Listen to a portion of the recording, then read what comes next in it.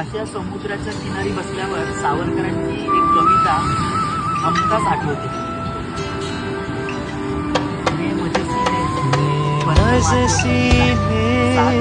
परत मातृभूमीला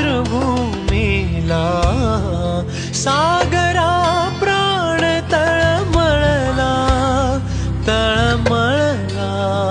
सागरा मजसीने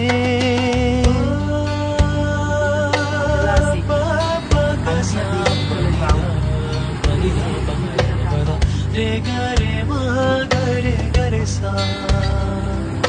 गरे सा गरे सा